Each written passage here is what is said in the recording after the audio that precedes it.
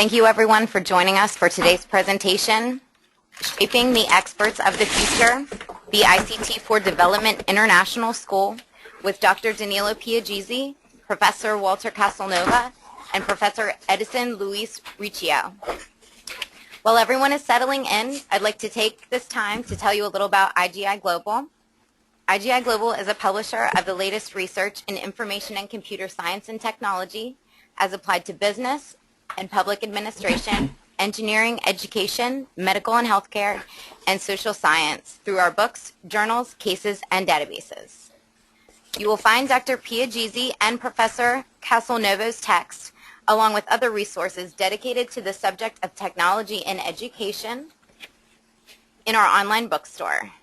Our InfoSci Books database contains over 1,600 books on over 200 disciplines, including technology, business, medicine, education, and engineering. Currently, we are offering a 30-day free trial of our InfoSci Books database, so you can experience this amazing collection for yourself. We also just started a new promotion where libraries who purchase our products receive institution-wide access for 2 years. For more information, please refer to our website or contact eResources at igiglobal.com. Aristotle said, "The one exclusive sign of thorough knowledge is the power of teaching," and that is why we are all here today. So to get started with today's symposium, I just want to review a few housekeeping items and let you know how you can utilize GoToWebinar software to participate in today's web event. Here we're looking at an example of the GoToWebinar attendee interface, which is made up of two parts. The viewer window on the left, which allows you to see everything the presenter will share on their screen, and the control panel at the right. Within that control panel is how you will participate in today's event, so let's look at that. By clicking the orange arrow, you can open and close your control panel. From the View menu, you can also set the control panel not to auto-hide when inactive if you prefer to keep it open throughout the presentation. The audio panel provides audio information. By default, you have joined the webinar via mic and speakers. Click Audio Setup to select your computer speaker or headset devices. Or if you prefer, you can join the audio via telephone by selecting Use Telephone. To use your telephone, enter the audio pin listed. Today's webinar will be very interactive and collaborative. We will reserve time at the end of the session to have like a Q&A session. But should you have a question that you'd like to ask immediately, you can type it into the drop-down box on your control panel to do so. As a final reminder, today's webinar will be recorded, and everyone in attendance today will receive an email with a link to view today's event. Thank you for taking the time to join us. Today we have with us Dr. Danilo Piaggisi, Managing Director of FRA USA, Professor Walter Casalnova, Assistant Professor of Information Systems and Interorganizational Information Systems at the University of Insubria, Italy, and Professor Edison Luis Riccio, Associate Professor of Information Systems and International Business at the University of Sao Paulo, Brazil. Dr. Piaggisi and Professor Casalnova are editors of the text Global Strategy and Practice of E-Government, Examples from Around the World. We are also happy to announce that this publication will be given away to a randomly chosen participant today. At this time, I will turn the presentation over to Dr. Piaggisi, the first speaker in our discussion today.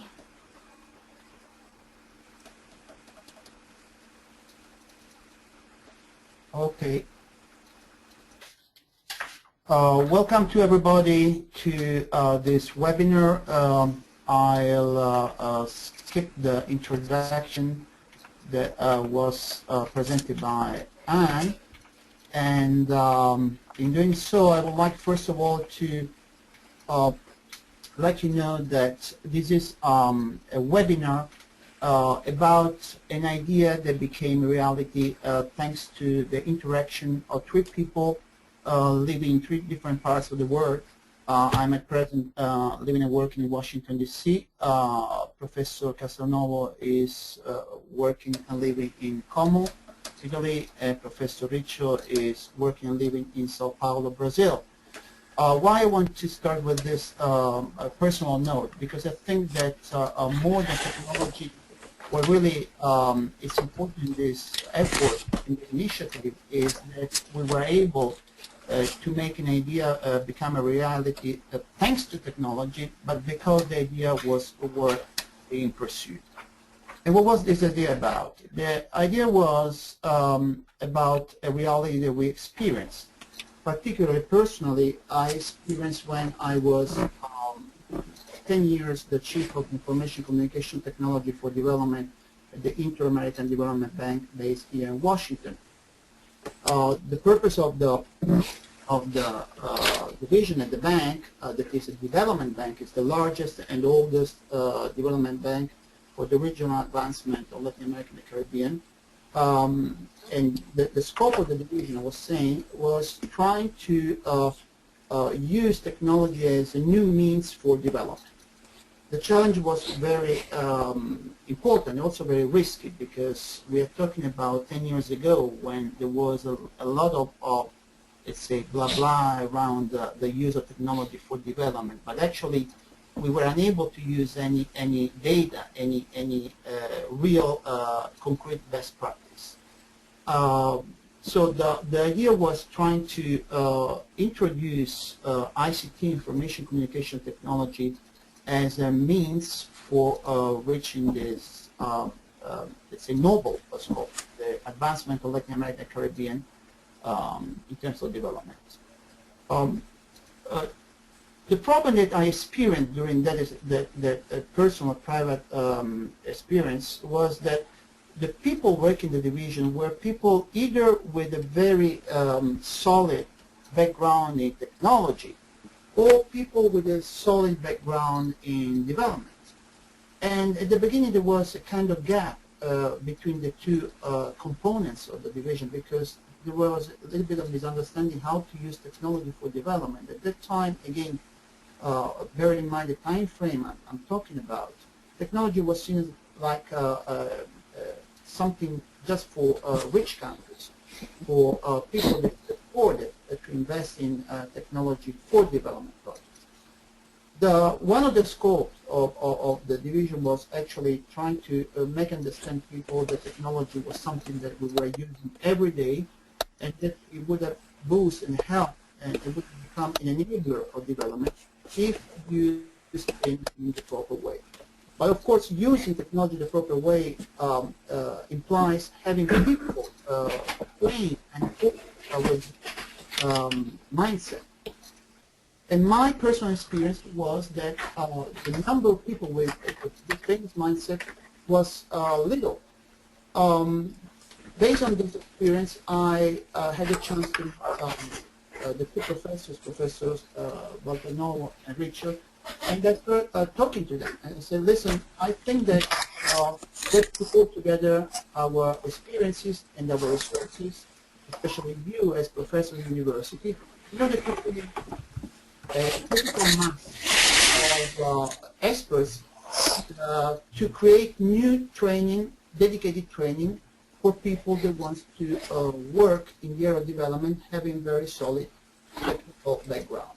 And this is let's say the core, the initial kernel of our initiative, trying to put together the resources of three different institutions. I'm at present leading a foundation working with technology as a major means for development, and the two universities, the Insubria, probably located in Como, and Sao Paulo, the largest university in Brazil and among the most prestigious in Latin America in the world. And little by little, we started, let's say, broadening our horizon in terms of partnerships, and we started talking to other potential partners. And we created, let's say, a larger mass of institutions and people that contributed to the shaping of what today is called ICT4DEVIS, that is an acronym standing for Information Communication Technology for Development International School.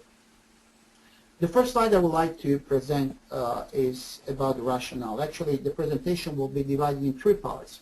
I will be focusing on the rationale of the creation of ICT4DEVIS. Professor Casanova will be focusing on the organization and the outcomes of the first session of ICT4DEVIS that was held in the University of Como in Serbia in September last year. And Professor Richard will be presenting the second session that will be held in September at the University of Sao Paulo, Brazil. So we were saying about the rationale. It's clear to everybody now, 10 years after, that there are expectations that ICT can help fostering development in less developed countries. And of course, there are now a larger amount of data and experience that could support the statement.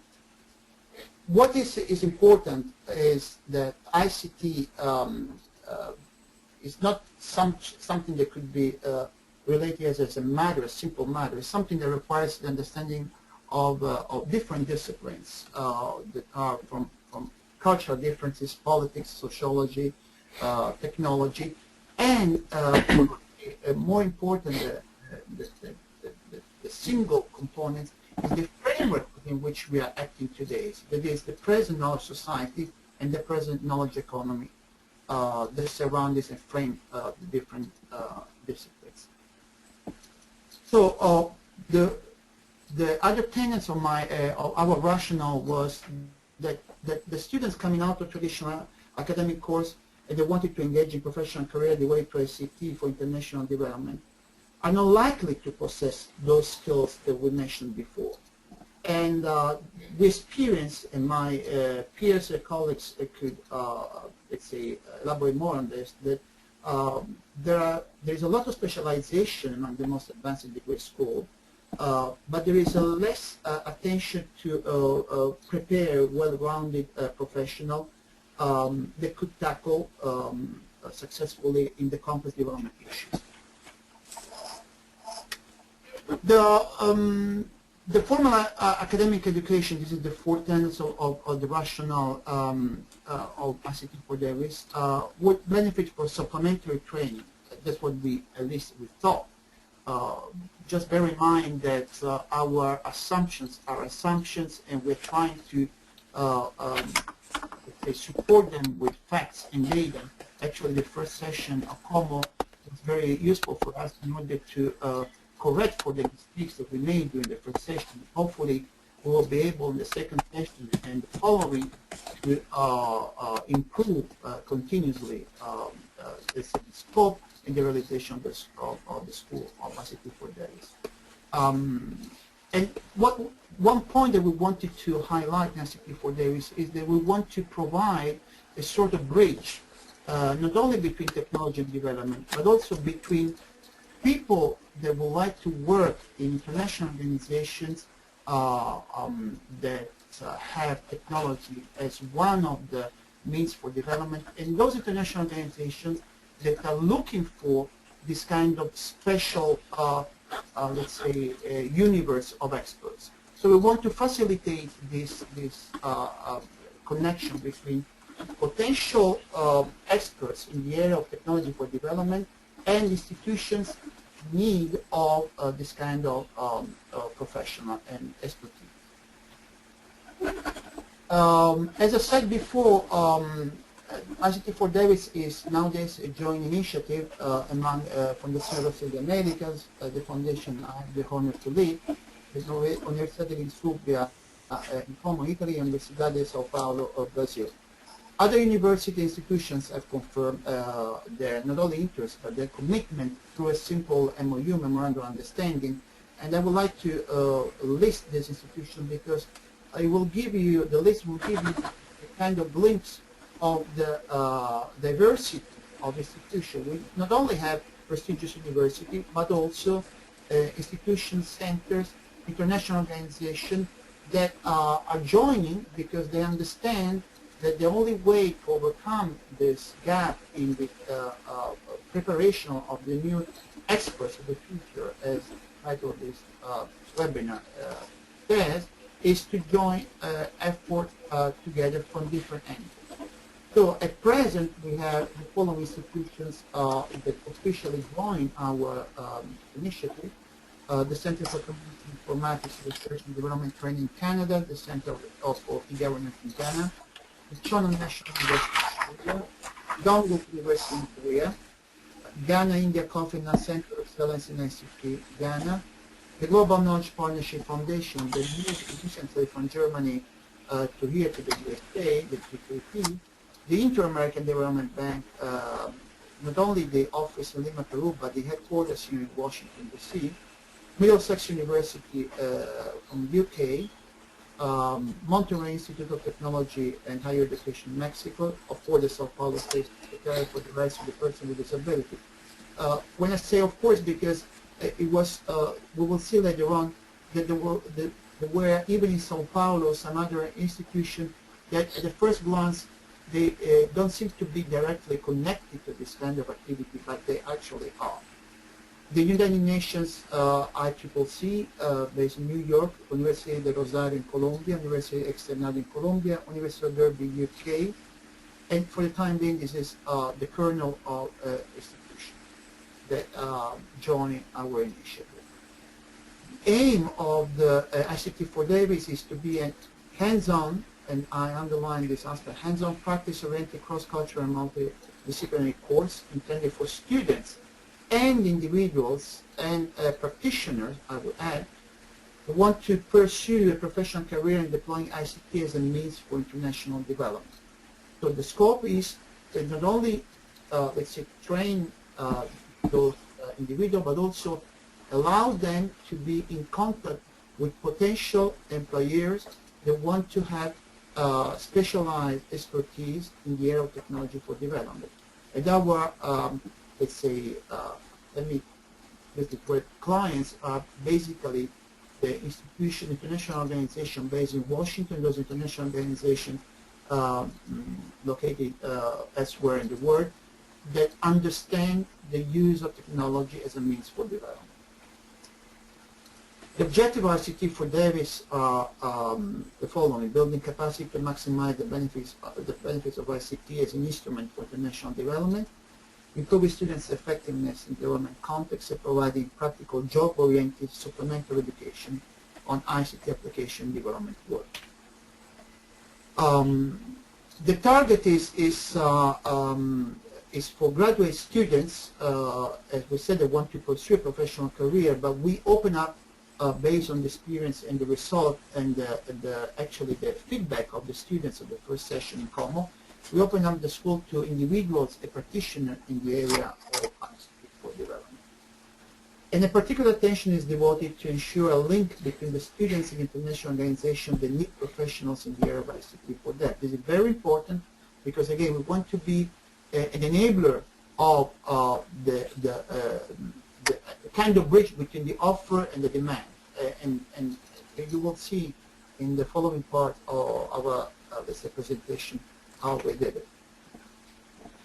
The criteria that we use in the Como edition, they might be the same in the Brazil edition, and we will hear from Professor Richard in the third part of the presentation, where clear commitment to work in the development area, ability to contribute to a multidisciplinary and multicultural environment, ability to speak English, the official language of our school, and we provide, at the end, we awarded some participation certificate.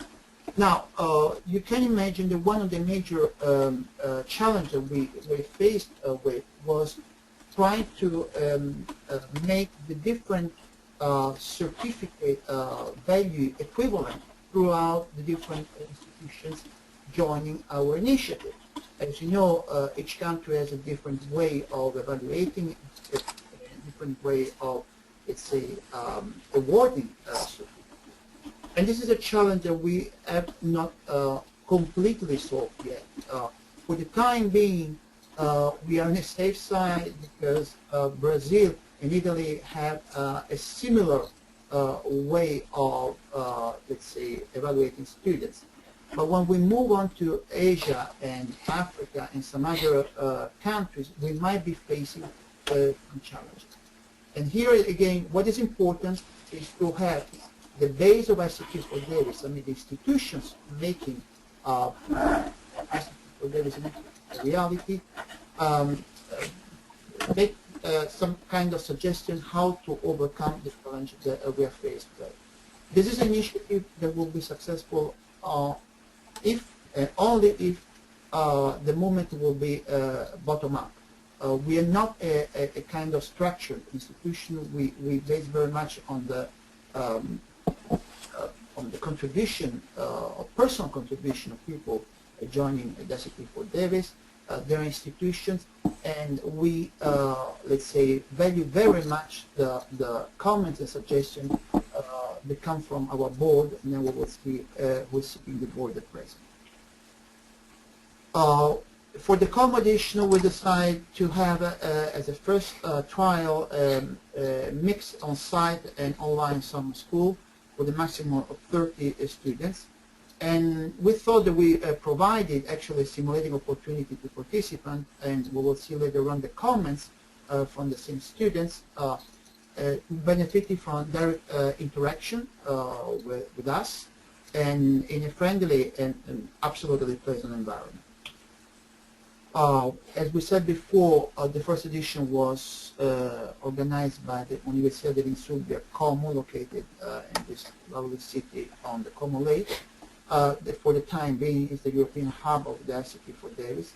In 2013, the second edition will be organized by the important University of Sao Paulo, Brazil, as a Latin American hub. Used as friendly is used, USP, this an acronym for University of Sao Paulo, also organized the world launch of ICT4DEVIS during the 9th Contexi in May 2012. Professor Richard will be elaborating more on this particular aspect. The future venues will be chosen among other ICT4DEVIS participating institutions that we just saw the list. What we were trying to convey to our students and, let's say, partners are some in-depth insight, but not limited to the following: the differences between technology that can be used to implement ICT infrastructure in different contexts, how the transformational potential of ICT can be explored to foster innovation in government and business and society, how to define and implement a project in the area, and how to define and measure the impact of an ICT4DEVIS project on the economic context. We had some also some add-on module. We decided to have testimonials from the major international organization because we wanted to take care of the two ends of this, let's say, line that we said before. On one hand side, we had international organization with this strong need of having special expertise in ICT4DEVIS, in technology for that. On the other side, we had students with a solid background. So our idea was to invite in every session an international organization among those that are internationally renowned, like the World Bank, the United Nations, the Inter-American Development Bank, the Organization of the American States, the UNDP, European Union, Central American Bank for Economic Integration, Asian Development Bank, etc. In 2012, we were fortunate enough to have contribution from the Inter-American Development Bank. We had the deputy representative from the Peru office coming over to Como, and the director, the CEO of the Global Knowledge Partnership Foundation, and the Center for Community Informatics Research Development Training in Canada. We opt for a very basic and, let's say, simple structure for the governance of ICT4DEVIS. Again, it's a proposal because every decision is discussed with the board, with the presidency, a board, and scientific committee. For the time being, ICT4DEVIS, again, is not a legally organized institution. It's a movement of people that think alike. And in the future, we have in our horizon the idea to consider the legal institution of ICT4DEVIS as an institution. For the time being, we operate, as we said, based on the contribution of individuals like myself, Professor Vecchi, Professor Casanova, and we have identified some hubs that are, let's say, presenting described as ICT4DEVIS regional hubs. We also developed different outreach tools. Actually, we have a platform called ACNOS, is an acronym that stands for Academy of Knowledge Society, where we interact among the different members of the board of the institution, because they are living and working in the different part of the world, so we try to be as interactive as possible. But for this purpose, we created an invited-only platform. We have a dedicated website, and of course we use the usual social media. The scientific committee, as of January 2014, is presented here. Again, we have people, academicians, we have politicians like Professor Battistella, that was the Sao Paulo State Secretary for the Rights of Persons with Disability. We have it's people from international organizations like Fernando Montenegro, Deputy Representative of IDB, and Pablo Roda, former economist, the chief economist at the Central American Bank for Economic Integration. So as you can see, the provenance of the member integrating the board is quite different.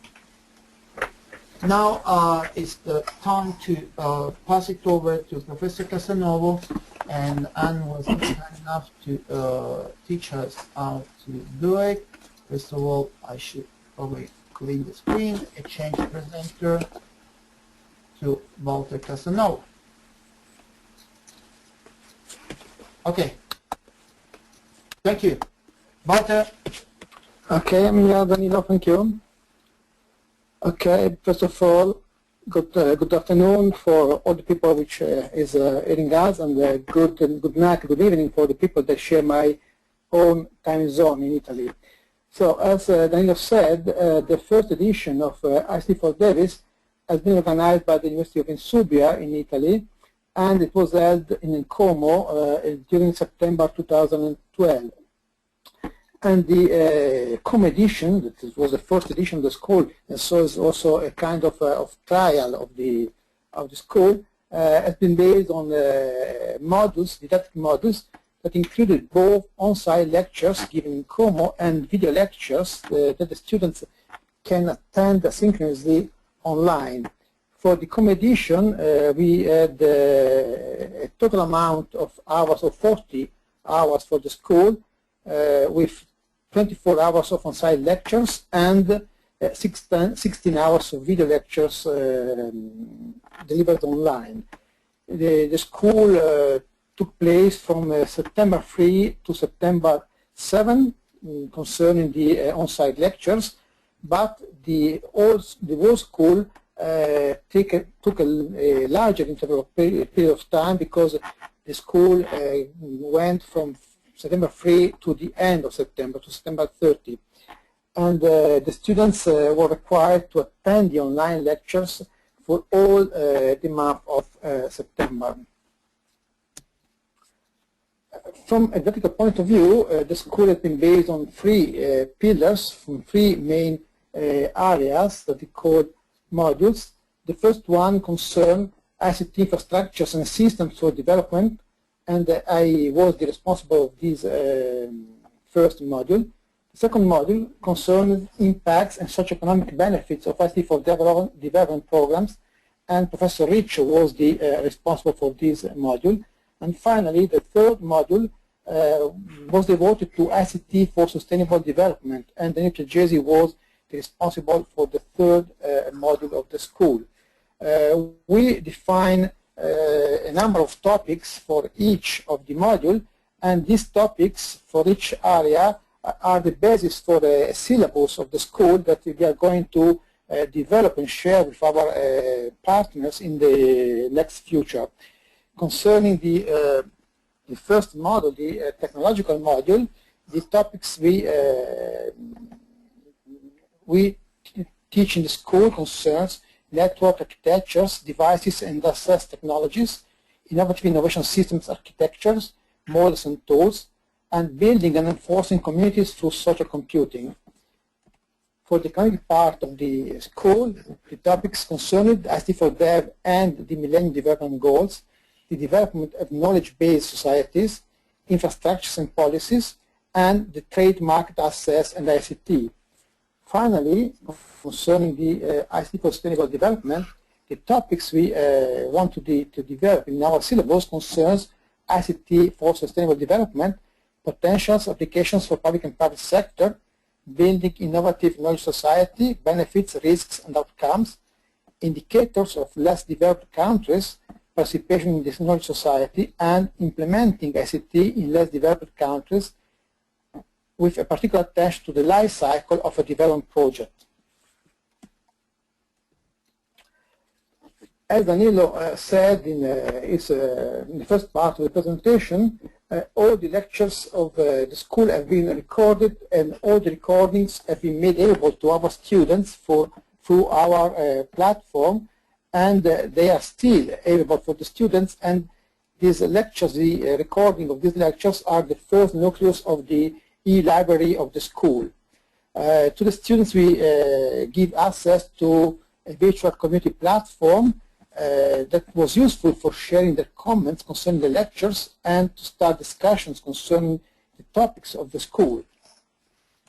The platform, which is an open source platform, make available some functionality, including a shared board, blog, shared documents and folders, shared calendar, the cooperative definition of projects with the possibility of assigning tasks and monitoring the advancement of the planned activities. This is the access page of the platform, which is still available for the students and will be available also in the future, because we want to build a community of people working and studying these topics, not just students that come and go from the school. At the end of the school, we also ask the student to evaluate the lectures, and we ask them also to give suggestions on how to improve the next editions of the school. Finally, a meeting of the students has been organized at 1 month distance from the end of the school to discuss with the students the results of the evaluation. Some results of the Como edition. We had 18 people in Como and 8 in Brazil. The people in Como, of course, attended the on-site lectures, whereas the people in Brazil attended the school through the recording of the lectures that were made available online the day after the delivering of the lectures in Como. At the beginning, we tried to have the students in Brazil connected online to the school and to deliver to them the lectures through video conference, but the difference in time zone is too much to allow this possibility, so we have to use the recording of the lectures. We had up to October 2, that is at the end of the school, 339 accesses to the recorded lectures from people in Brazil. And concerning the use of the platform, at the end of the school, we had 22 discussions started by the students, with 121 comments on these discussions. The evaluation of the edition in Como has been made by means of a form on Google, and we asked the students to evaluate the content of the lectures, the quality of both the lectures and the lecturers, and the overall structure of the school. I give you some of the results of the evaluation. We asked the students to evaluate the selection of the lectures, of the lecturers, and as you can see, the result is quite good. The students are satisfied from the lecturers we select. We also asked to the students, the scale of the evaluation was 1 for low, 5 for high. We also asked to evaluate the selection of the topics of the courses, and in this case, as you can see, the students approved our selection and find it interesting for their learning. And we ask also how useful they think is to complement the on-site lectures with the online video lectures. And in this case, the results are not so clear because there is a difficulty in attending the video lectures. Of course, it's much easier for the students to interact with the lecturers in class than to attend 1 hour, 1 hour and a half of video recording on the web. And this is a problem we will elaborate on for the next edition of the school. We also ask what they think about the availability of a community tools like the platform I showed before, and in this case the result is very, very, very clear. They judge this kind of learning by doing or by discussing better, very, very useful.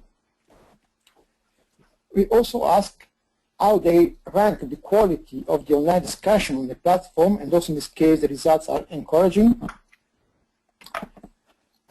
Some more question. We ask how useful has been for the students to attend the school, and the answer is very, very positive. And how they evaluate globally the school. It means the topics, the lecturers, the organization, the location, and so on. And also in this case, the results are quite good. Finally, we ask to the student if they would recommend the school to their friends, and also in this case, we have a good answer from the students. I want to close my presentation, this part of the presentation, by showing you a short video that was recorded during the school, in which the students were asked their comment concerning the school, and so you can hear from them what they think about the school. It's a very short video, just 4 minutes, and now I try to show you.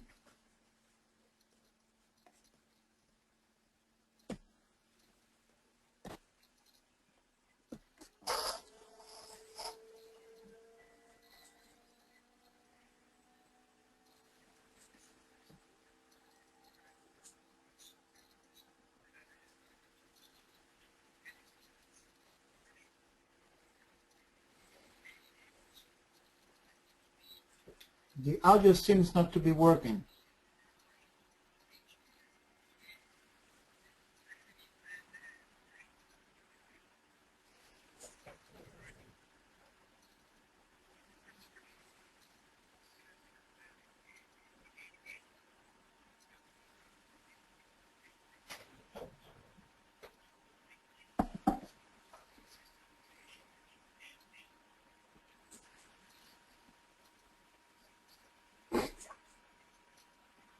The audio seems not to be working.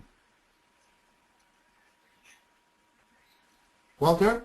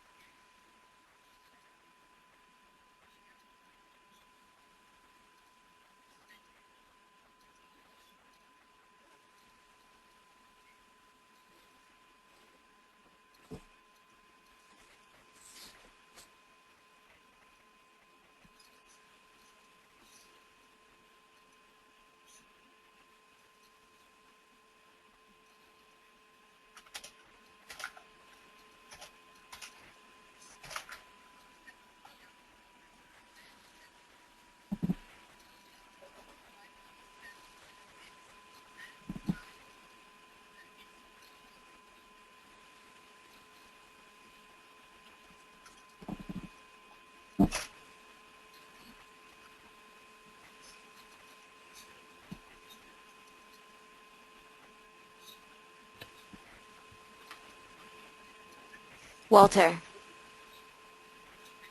Walter?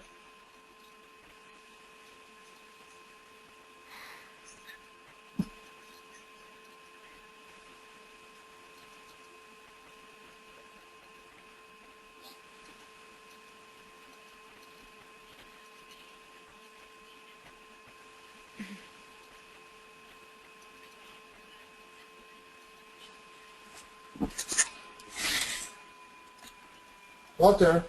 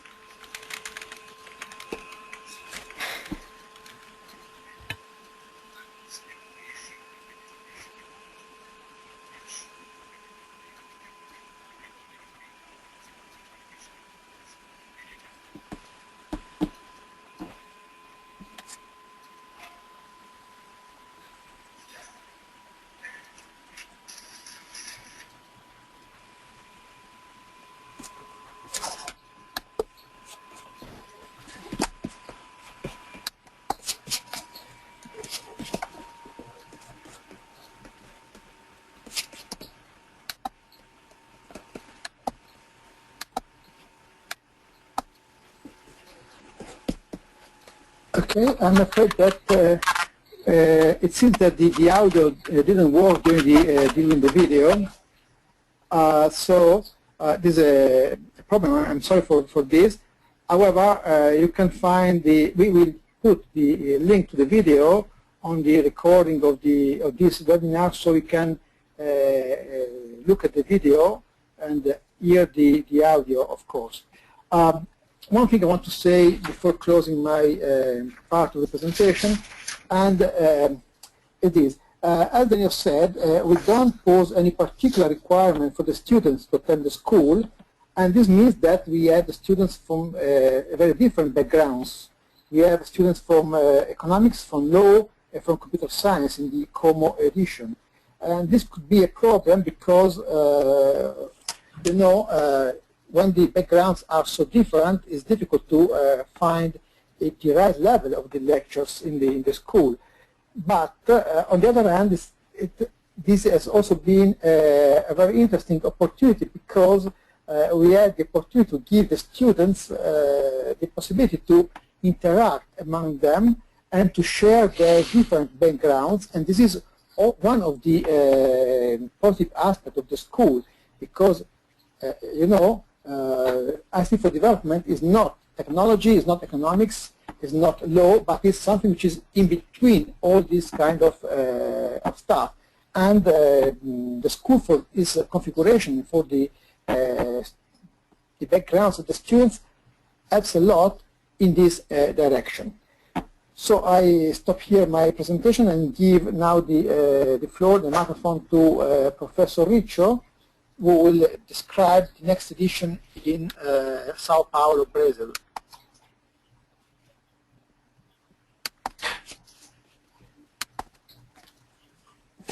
Okay.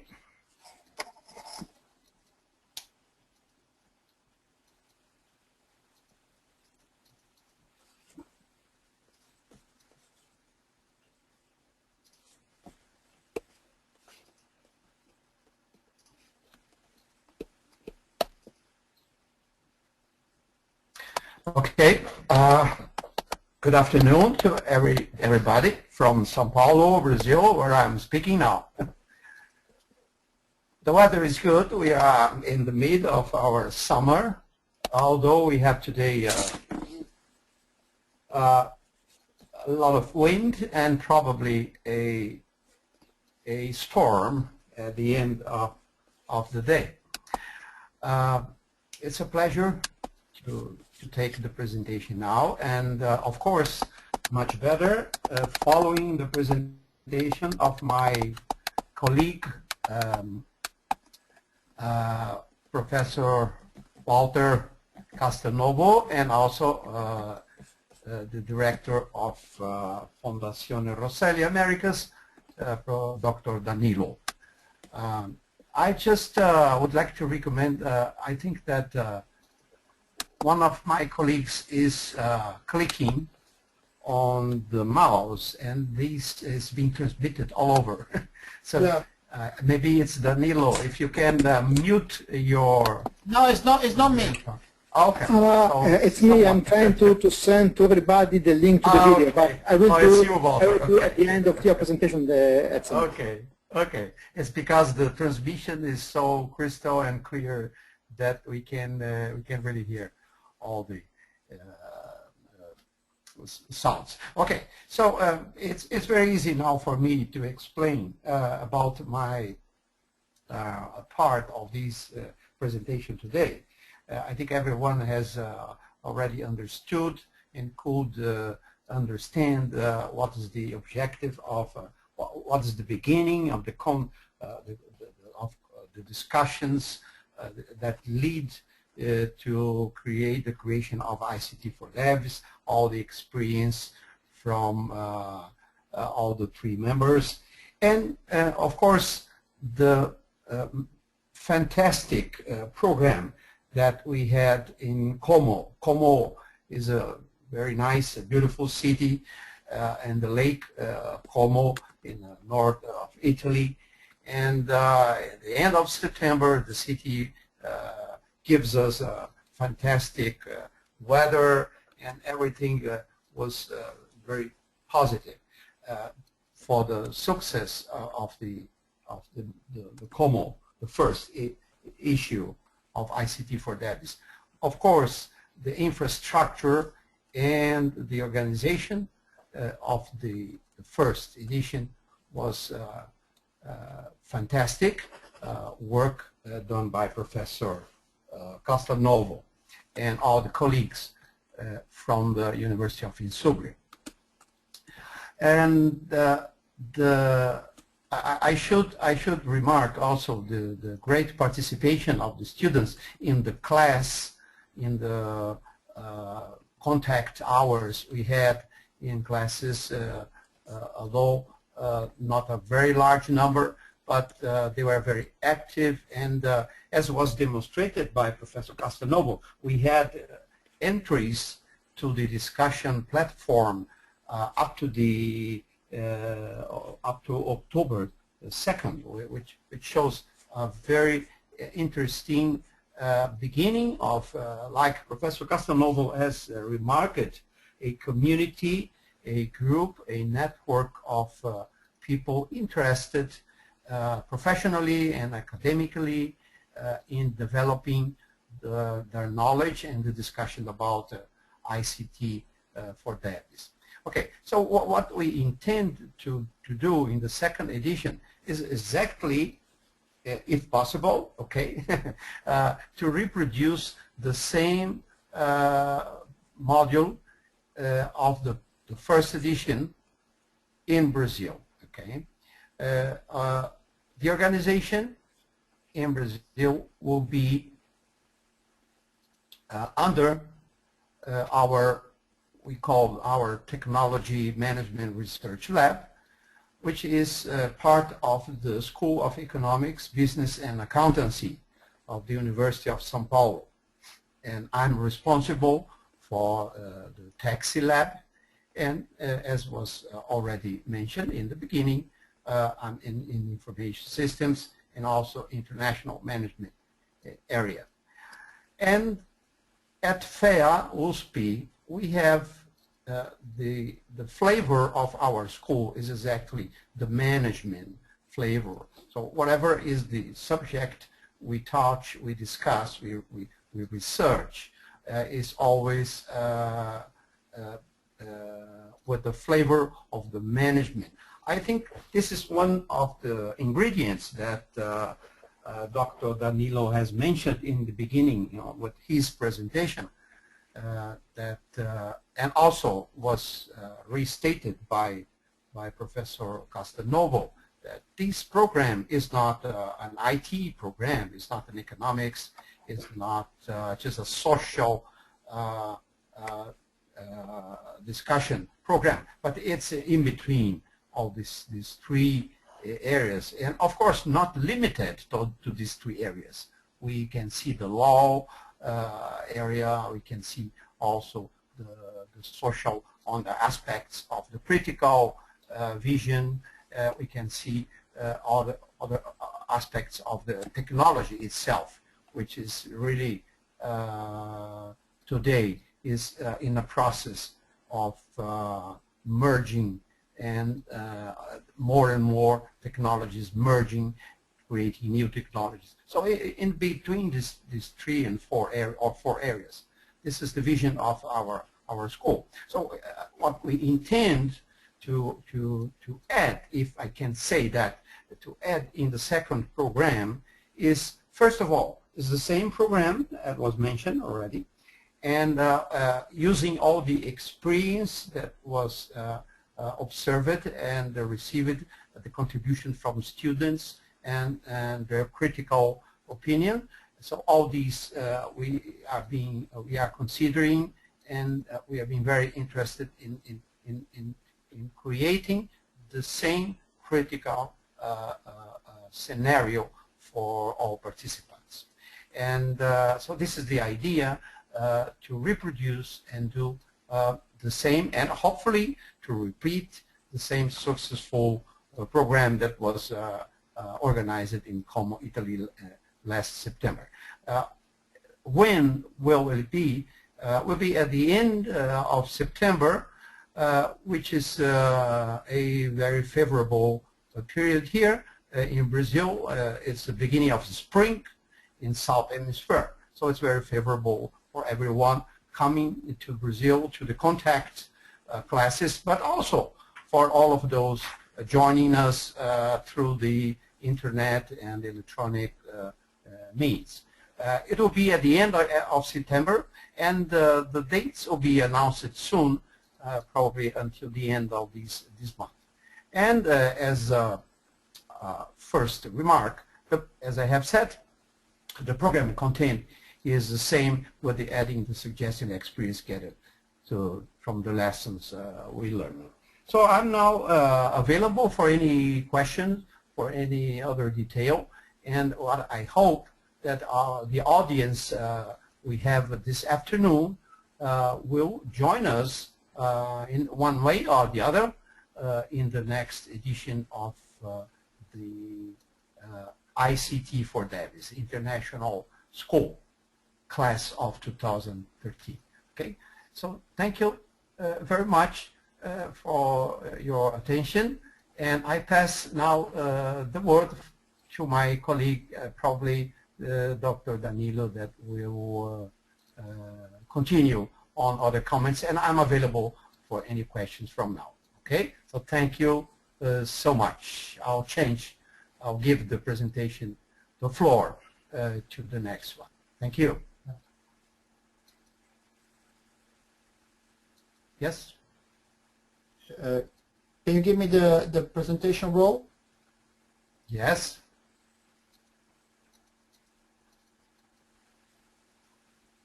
Yes.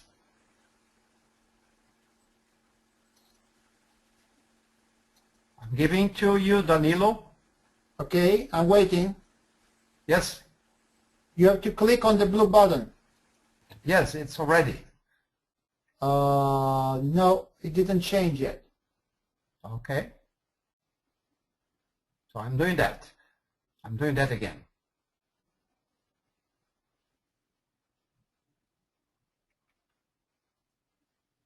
Okay. Okay. No, not yet. Okay. Now. Yes. Okay. Okay. Thank you.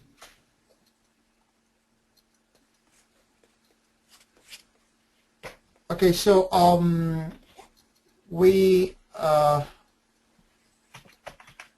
you should probably clean the screen, Edson.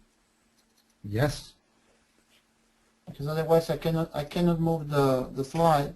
Oh, here I can move the slide. for those that are still following us, I wanted just to round up our presentation, showing some of the logos of the institutions participating and providing the basic information for our small team. Professor Casanova, Professor Rachel, Mr. Delgado Ramos is our expert for the communication, media, and outreach, and myself. And I'll pass it over within the given time to the IGI Global Organizer in order to, let's say, manage the Q&A session of this webinar. So Anne, it's over to you. Thank you, Danilo. I'd like to proceed with any questions. Feel free to type them into your question boxes, the chat function, or whatever. You can enter them in there, and we can address them as they come in. I have also provided the link to the video. So if anyone wants to copy that down, then it's available to you, and I will make sure that that's also available online as well for easy access. Okay.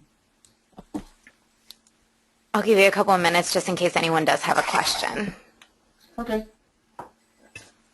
Anne, can I ask a question myself? Of course. Do we have the real-time participation? Do we know how many people are participating right now? I think right now we have 16 people.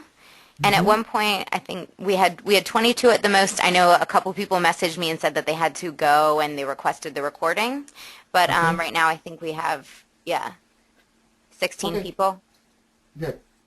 Mm-hmm. Okay.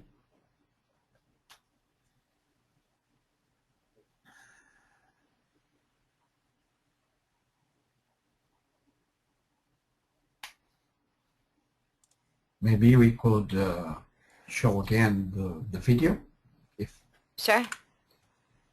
maybe we could show the video again if the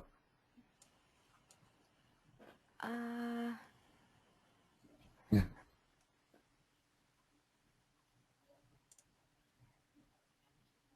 Yeah.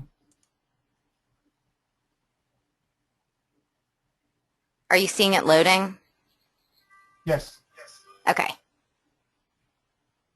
The audio is still Still not good. I mean, no. Yeah, okay, yes.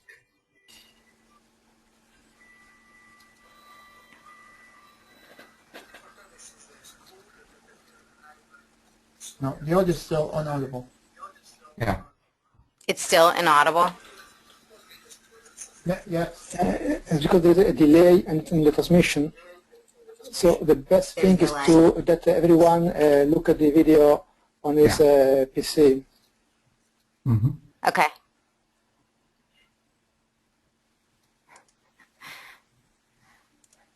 Again, oh wait.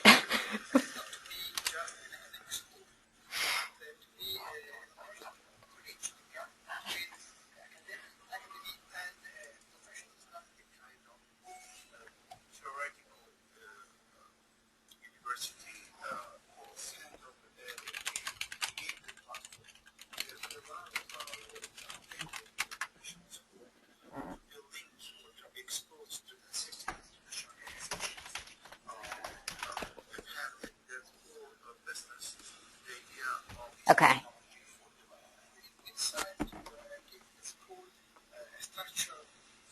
All right. I'm sorry. I think everyone is still having problems hearing it, so I'll just probably close up there.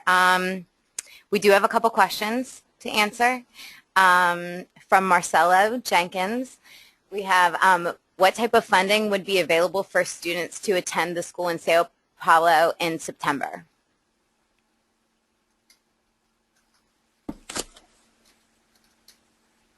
Edson, it's up to you. I'll ask the question again. What type of what's the funding what type of funding would be available for students to attend the school in Sao Paulo in September?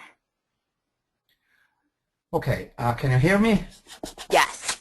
Yes. Yeah, okay. I think I can give the initial of the answer, and then Dr. Danilo can complete and can make another comment.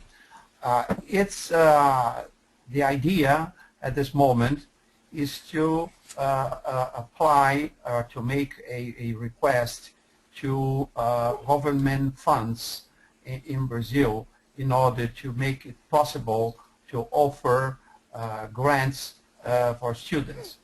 As everyone knows, this is a process which requires some bureaucracy, and it's almost very similar in every country. So as soon as we have more information about this, we'll put it available in the website, in ICT4DEVIS website about that. But it's our intention to provide some grants for students to attend to the second edition of ICT4DEVIS in São Paulo, Brazil. Danilo, maybe you want to make some Yes, thank you, Edson. Actually, the funding has always been for us the first challenge, meaning that when we started this cooperation, we didn't have any fund, of course, because we were just initiating last year. Now, the first year, the first session, we were lucky enough to have two institutions funding two participants, GKP and IADB.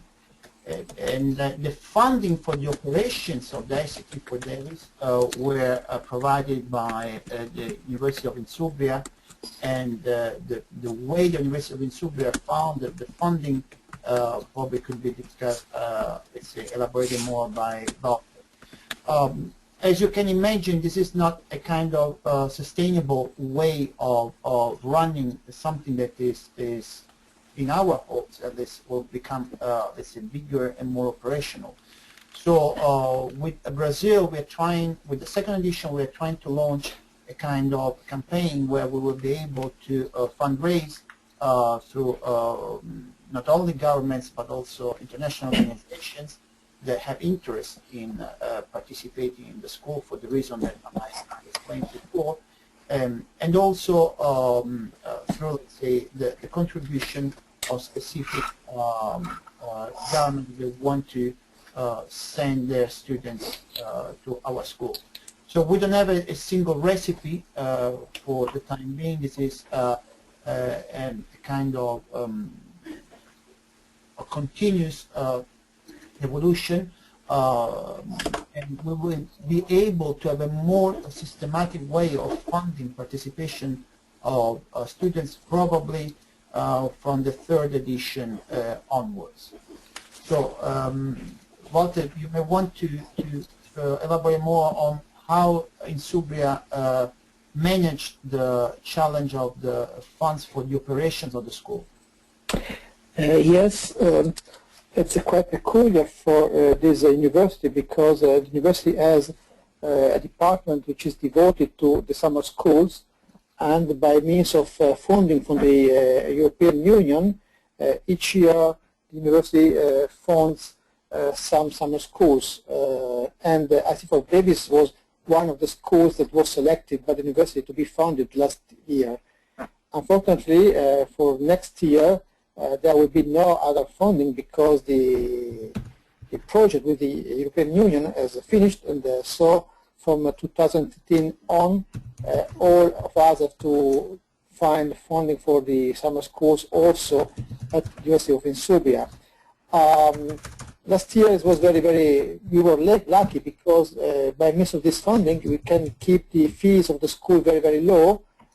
Actually, for the students coming from my university, from the Insubria, the school was completely free of charge, and this helped a lot the students, because even if the fees were low, it's difficult for students to find money to pay also for this kind of courses, of course.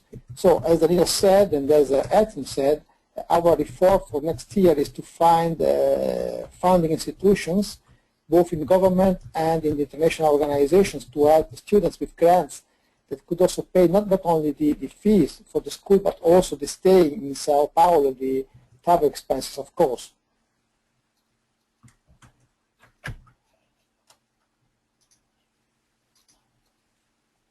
And?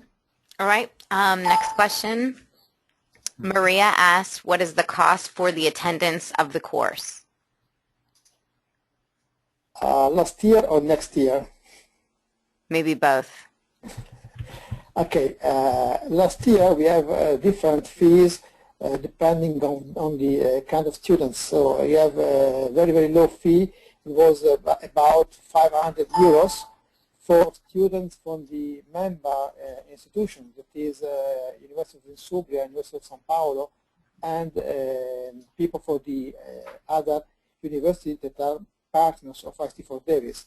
Then we have 600 euros for students for other universities and 700 euros for professionals. So the fees were very, very low compared to the fee you can find everywhere in the world. By the way, for the students coming from the University of Insubria, since the university funded the school, we can grant the attendance to the school free of charge. And I think that also next year in Sao Paulo there will be something like this, but Edson could be more precise on this. Yes, following your explanation, Walter, really, if we look at the value that was required for students or from students to participate is really, if we compare to other events with the same content of information and discussion and experience that we pass it, was really a very low value, as we say, a very low investment for a great benefit. In the second edition, initially considering that we are still starting now to apply for funds for the grants, but we will follow the same figures since we are also going into the same approach, which is giving the largest quality of program with the lowest possible cost. So in general, we will follow the same values. Okay. Shayna asked, what level of participation do you foresee from audience members who are interested?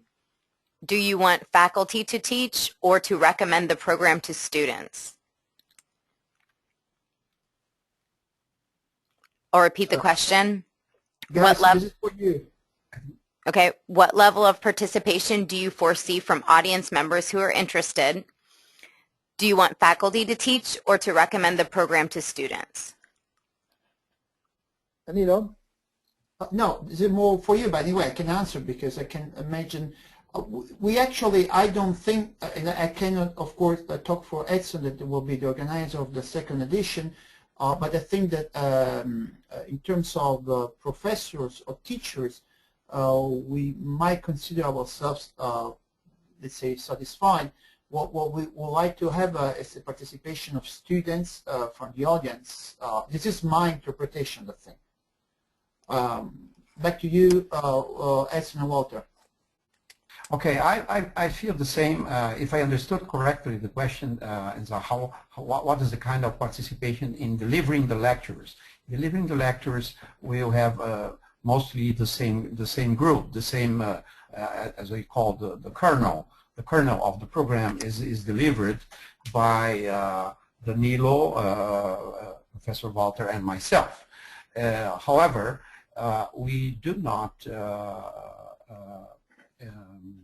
close the possibility of having other professors, local professors from all over Brazil or even Latin America, or from our partners in Africa and also in Middle East, in the Far East region, in Korea, and so forth. So we may have these. We should also remember that with these lectures, together with our lectures, we have the participation and the testimony from professionals, from very important key people working in the ICT4DEVIS around the world. Walter? May I add something? Mm-hmm. Yes. As you saw in the first part of the presentation, when Danilo gives an overview of the partners of the school, the institution that are part of the school, and also for people that is part of the scientific committee for the school, we are trying to build a very large network of people that share our ideas. So another possibility is to have people to come to join the school and to discuss with us topics for the school, and also how to organize the school, and maybe in the future also how to host editions of the school. So the third possibility for people that is in the audience is to try to involve their institution or themselves directly as individuals in the project, and start collaborate with us in the discussion concerning next editions of the school, for instance. Yes, and as a complement, if the question refers to the audience of the present webinar, if there is any proposal from teachers that are, let's say, listening to our webinar that would like to contribute, they're most welcome. Actually, as I said before, we are an open movement of people of kindred spirits thinking alike, and any contribution that might be coming from outside will be taken seriously into consideration. So if I understood well the question, if the audience refers to the present audience and there are some students who would like to attend and some teachers that would like to contribute as teachers, they're most welcome to contact us on this subject. The final question that we have is from Maria. Is there any possibility to attend the course fully online, and what is the cost in this case? Over to you guys. Oh, I think Walter can start. Yeah, concerning the past, in the past we considered the possibility to have people attending online the school, and the fees for the online attendance was 250 euros.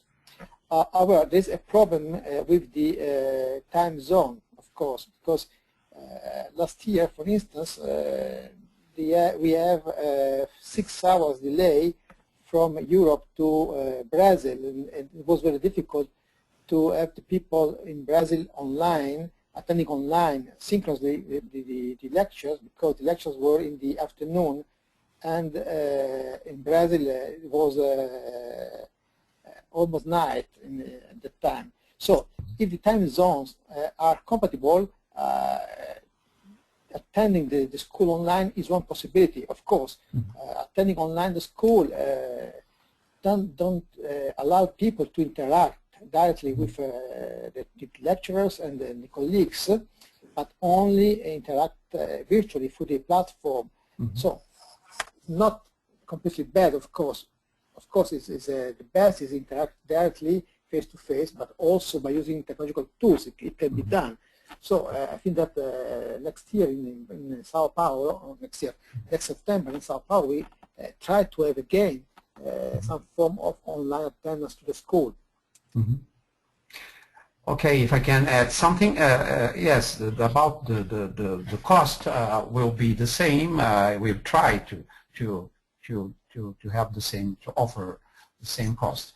And regarding the attendance, just correcting Walter, we were 5 hours. In September, the average difference from Europe to Latin America is 5 hours. But I don't know where Maria is speaking from, but if she's in Latin America, even in Latin America, we have differences we have differences of 3 or 4 hours. If we're talking about Lima, Peru, we have 3 hours and so forth, 3, 4 hours, even in Latin America or also in the U.S. But anyway, I can just refer to the testimony of our students in Brazil that followed the course. They followed with the streaming later on at night here, so they could see it perfectly. They could understand. They could even interact, because the interaction is through the platform. So I don't see any problem with the time zones in the world, because this is the reality. This is what really happens. So we are in different times, in different places, but we can communicate. I think the platform worked very well, and the results were very, very good concerning the understanding, concerning the following of all the presentations, and also to comment and getting together in the platform. I think it worked well. I don't see any problem with this point. Danilo? That's okay. I don't have anything else to comment on this question. Thanks. By the way, Maria is from Greece, apparently in the chat box. So Maria is from Greece, so it's even easier. Nice. Oh, it's very nice to meet her.